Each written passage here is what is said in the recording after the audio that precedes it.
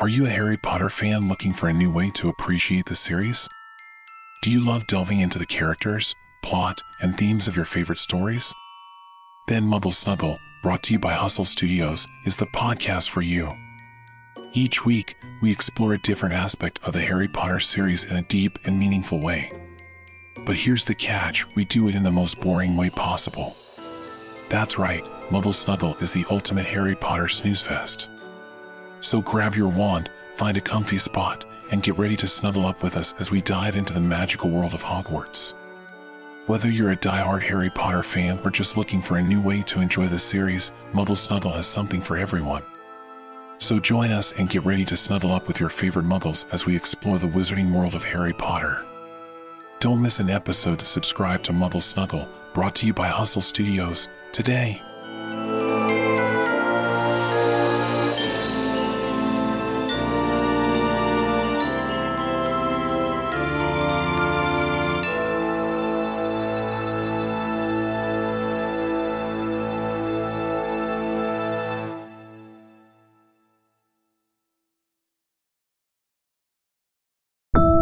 Welcome to All the Horror Podcast. Each episode will feature a spine-tingling, creepy horror story that will keep you awake. Enjoy the story.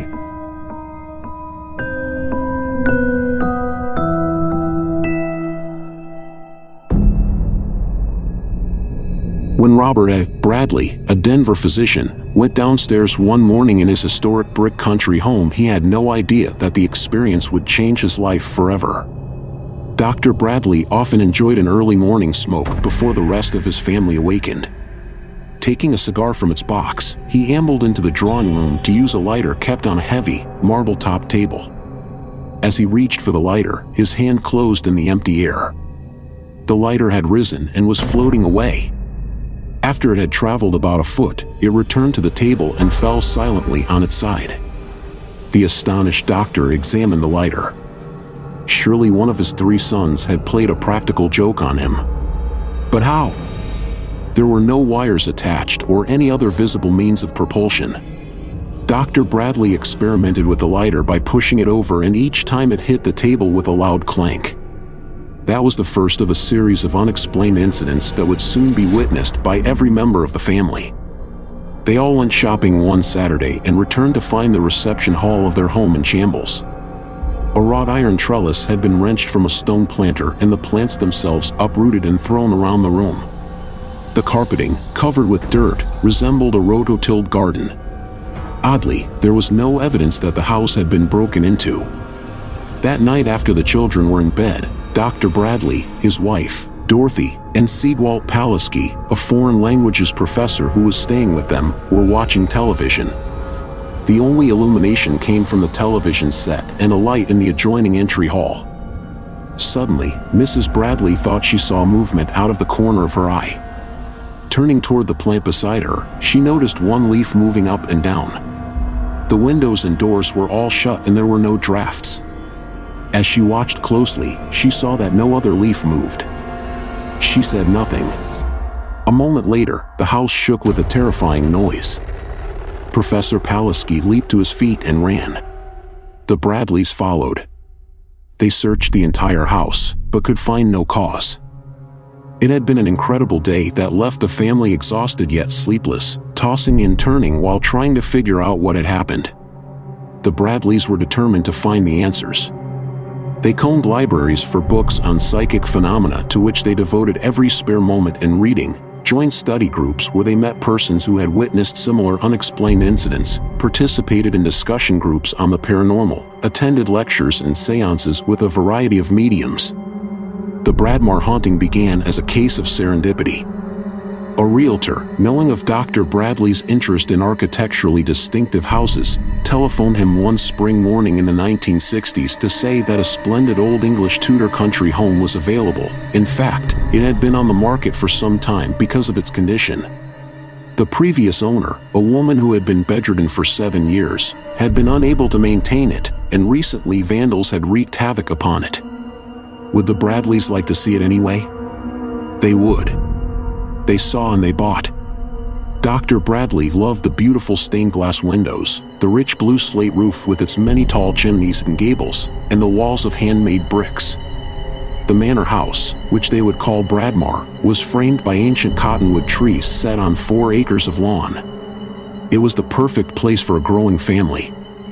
Best of all, Dr. Bradley would still be close to his city office. The restoration took many months of painstaking work by a crew of workmen under the direction of Carl Vogel, an interior designer and relative of Dr. Bradley. The man was a bachelor who had recently moved to Denver, and the Bradleys invited him to live with them as soon as they could move into the house. Carl was experienced in house restoration, and the Bradleys felt fortunate to have a competent person in charge. One afternoon while Carl was busy at the house, a former caretaker dropped by to see how the restoration was going. He seemed pleased that a family would be moving in. Then, as he glanced around, he said casually, "You know of course that the house is haunted." No, Carl hadn't heard that, nor did he have any interest in the supernatural. But he was courteous and listened to the old man's story. "It seems as if everyone in these parts knows the story," the stranger began, "and I believe there's something to it. An elderly woman was the last one to live here. Long before her death, she told her relatives and friends that when she died, she wanted her casket to be placed in front of the fireplace of the Great Hall. At that moment, she said, she would split one of the 2 large crossbeams overhead. She even told them which one. Well, sir, the split occurred exactly as she had predicted, and those present in the room say they heard the crack." He paused and shook his head. "It's hard to understand these things." Carl admitted that it was. After the caretaker left, Carl went into the Great Hall and studied the overhead beam. It was the strangest one he'd ever seen. A series of small cracks had occurred in the center of the wood, running the full length of the beam. No crack extended to the outer edge as would logically be the case. Carl dismissed it with a shrug. He had more important things to think about.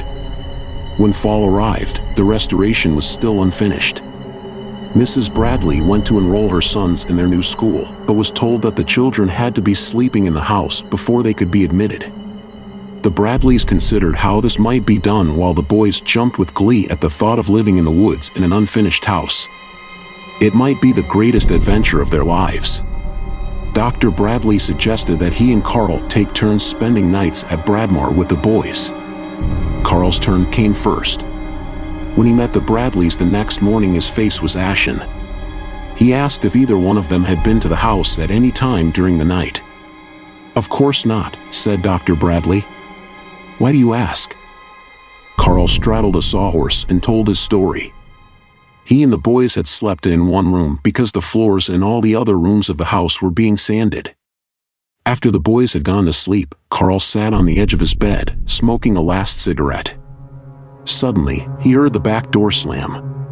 Soft footsteps shuffled from room to room.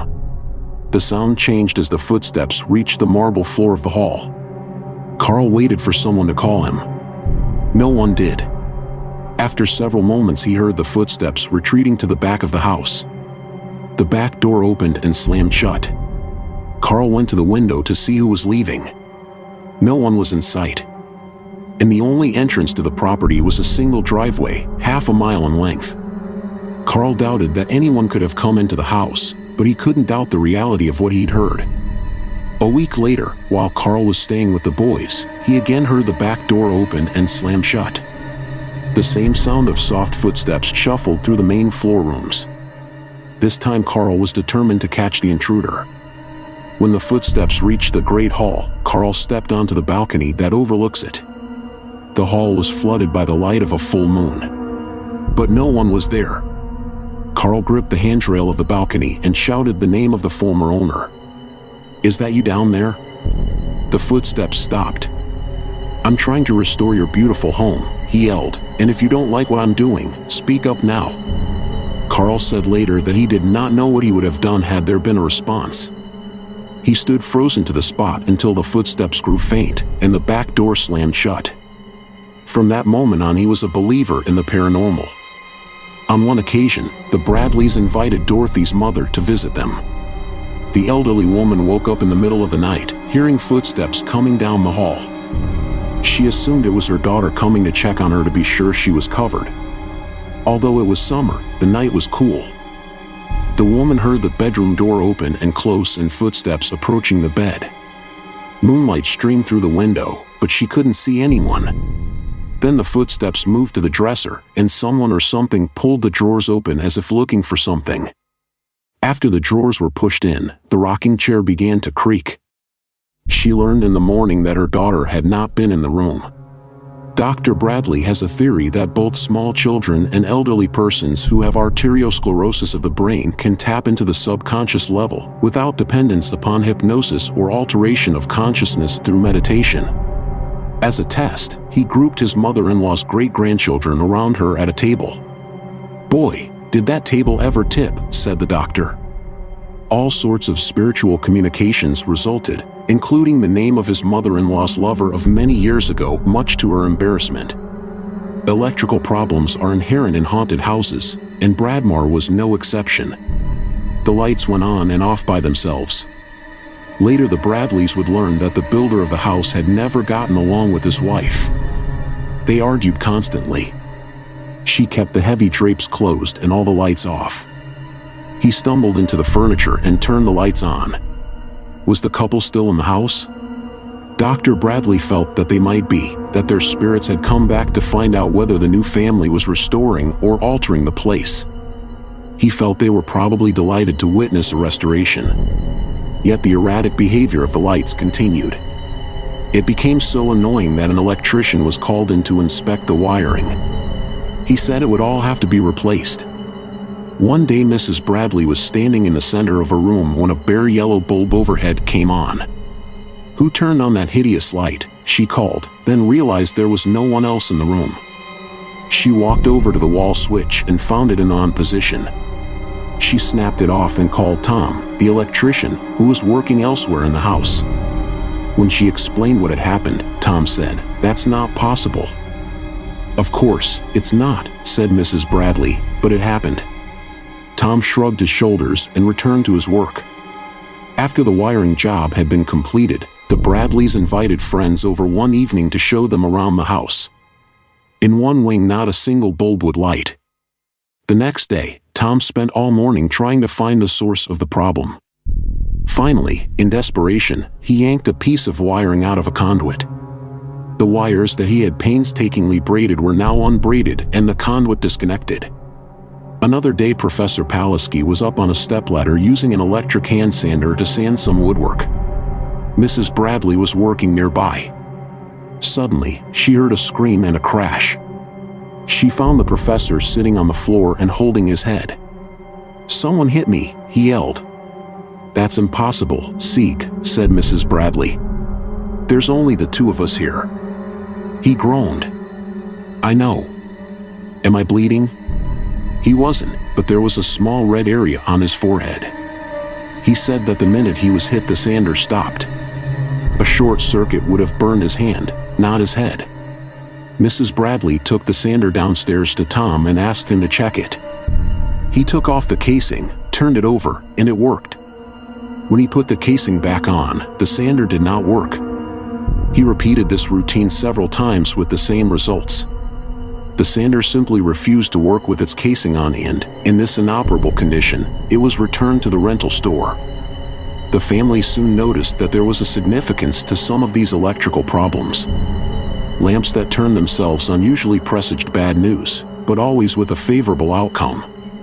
Once, lights came on by themselves at 4:30 for 3 consecutive mornings. A short time later, the children suffered serious illnesses, but regained their health.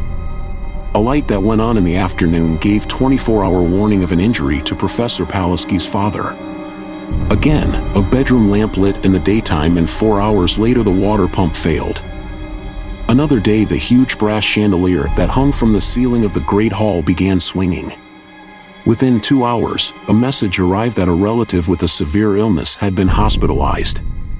A complete recovery resulted. Water also is a puzzling phenomenon in haunted houses. Faucets often turn themselves on and off at will. At Bradmore, a relative entered the house one morning and was hit on the head by a blob of water. The water hadn't yet been turned on. The man got a stepladder and climbed high enough to reach the ceiling of the room. It was completely dry. Such pranks are usually attributed to a poltergeist or noisy ghost that is heard, but is not seen. It may break dishes, upset furniture, strip linens from beds, and do all manner of annoying things. It is commonly thought to be associated with the presence of an adolescent in the house. Parapsychologists believe that the turbulence and energy force of the teenager are somehow transferred to inanimate objects. But the Bradleys couldn't accept that theory. In their book, Psychic Phenomena, Revelations and Experiences, they write, "The physical happenings have been associated in our minds with definite purposes, definite meaningful events or ideas. They seem in our case to be intelligence-directed, and of a higher level than pre-adolescent capriciousness." The second theory, therefore, the one which seems more likely to us, is that these physical happenings were affected by deceased people manifesting via psychokinesis and utilizing this power for a purpose. The Bradleys never doubted that their surviving subconscious mind had split the beam. Nor did they doubt that the footsteps Carl had heard without anyone visibly present had come from the spirit world. They would be heard again, this time by Mrs. Bradley and her sister, Mary. On New Year's Eve, the two women were visiting upstairs long after the other family members had gone to bed. Carl was out at a party. At 12:30 a.m., the women heard footsteps in the carpeted area of the dining room hall, then the sound of Carl's leather heels on the marble floor of the great hall. He'd be up in a minute to tell them about the party. But why was he returning so early? Had something gone wrong? The footsteps started up the staircase, then retreated. "He's gone to the kitchen for a cup of coffee," Mrs. Bradley said. "Did he float there?" asked her sister. Mrs. Bradley looked at Mary and realized there were no footsteps in the kitchen, nor anywhere else. Silence enveloped the house. The women went to bed. In the morning, Carl said he'd arrived home at 4 a.m. and that the party was great. Although the Bradleys never saw a ghostly figure in their house, others apparently did. On a number of occasions, the family opened their home to tourists, charging a small fee to be donated to local nonprofit institutions. Some visitors said they saw phantoms flitting in the hallways, and once a group of children reported seeing a woman in a window. She was not real. Dr. Bradley invited spirit photographers to come down from Canada, but they couldn't capture anything on film. Marital problems not connected to their supernatural experiences caused Robert and Dorothy Bradley to divorce in the late 1960s. In 1970, Dr. Bradley remarried and, 10 years later, sold Bradmar because the couple no longer needed a 33-room house. The buyers, friends of the Bradleys, reported continued poltergeist activity, with items, especially jewelry, disappearing from one place to reappear in another. After living in the mansion for only a short time, the family sold it. It takes a special kind of person to live in a haunted house,